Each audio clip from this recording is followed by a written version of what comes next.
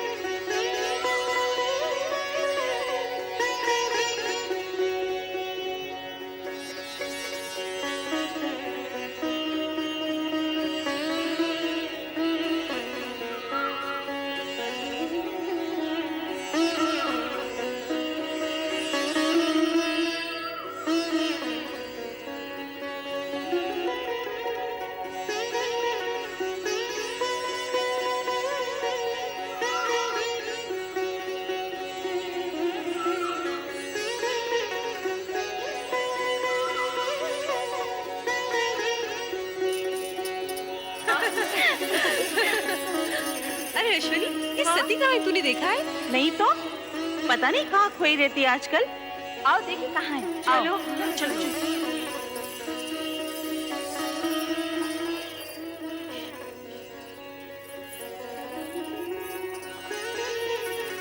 कौन? यही तो हम सब पूछना चाहती हैं सती, कि कौन है वो जिसके ध्यान में तुम हर समय मग्न रहती हो? मैं स्वयं नहीं जानती रोहिणी। पता नहीं कौन है वो जिसके रूपाकार को देखने की उत्सुकता में मेरा मन सदा खोया रहता है। ये तो बहुत गंभीर समस्या है रोहिणी। सचमुच गंभीर समस्या है।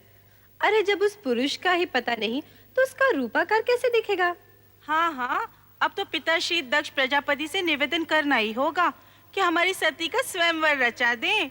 सभी प्रकार के उत्तम पुरुष सती के सामने आकर खड़े हो जाएंगे। अच्छा सती, तेरी ना को हाँ करने के लिए हम सब पिताश्री से प्रार्थना करेंगे कि तेरा विवाह पिताश्री उसी छवि से करा दें जो तेरे हृदय में बसी है। नहीं।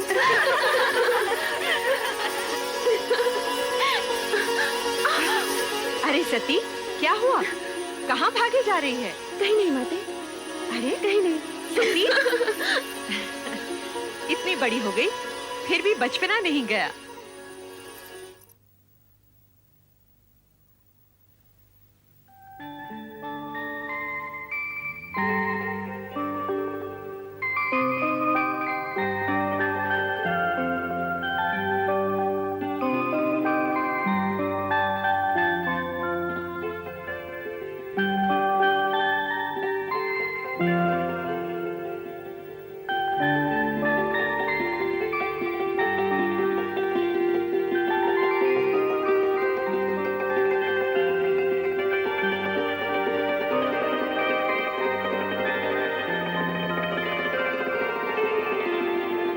शक्ति तुम?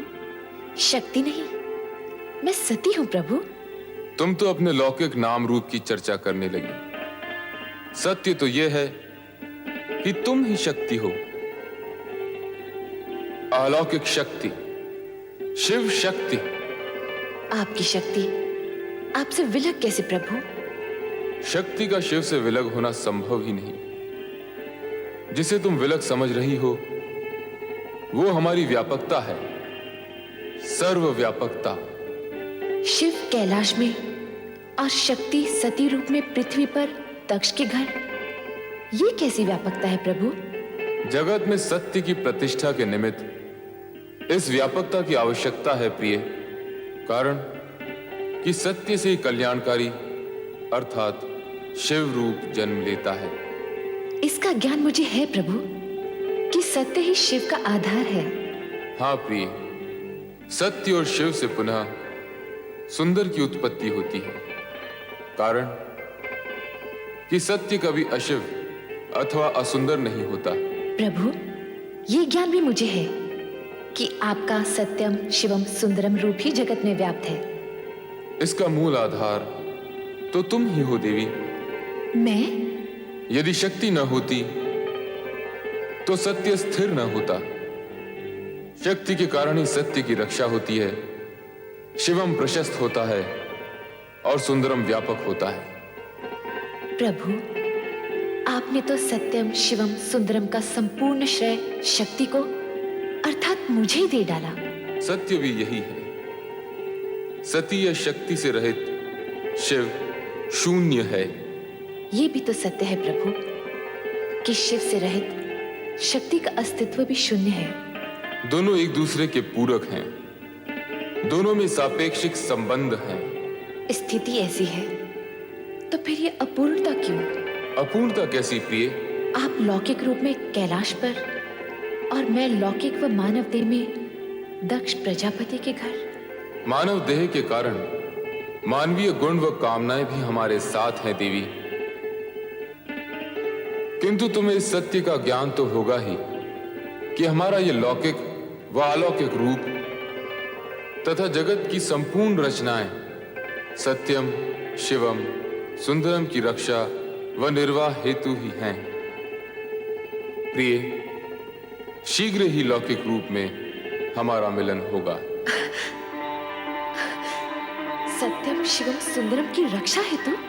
हाँ देवी, हमारे मिलन हेतु पंचाक्षरी मंत्र का जाप तुम्हारा आधार होगा। पंचाक्षरी मंत्र अर्थात ओम नमः शिवाय।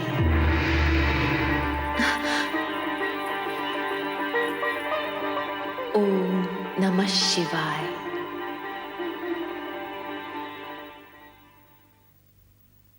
बेटी सती, सती उठो, प्रभात हो गया।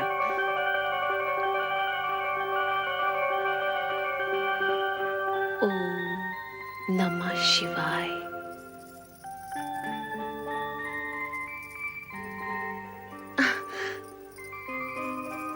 ओम नमः शिवाय, ये क्या है?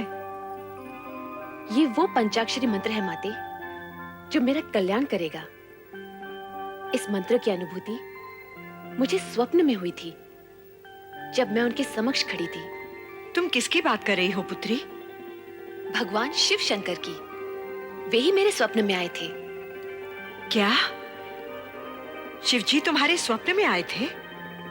हाँ माते, उन्होंने मेरे मन की सारी व्यग्रता शांत कर दी। उनसे मिलकर मुझे ये ज्ञान हुआ कि मैं पार्थिव शिवलिंग बनाकर शिव आराधना करूं। तत्पश्चात ही उनसे मिलन होगा। सती, सती तुम्हारी बात पर विश्वास। मेरी बात पर विश्वास करो माते, ये सत्य है। पार्थिव शिवलिंग द्वारा शिव आराधना करने से ही मुझे मनोवांछित फल मिलेगा। ओम नमः शिवाय। ओम नमः शिवाय। ओम नमः शिवाय। ओम नमः शिवाय। ओम नमः शिवाय। ओम नमः शिवाय।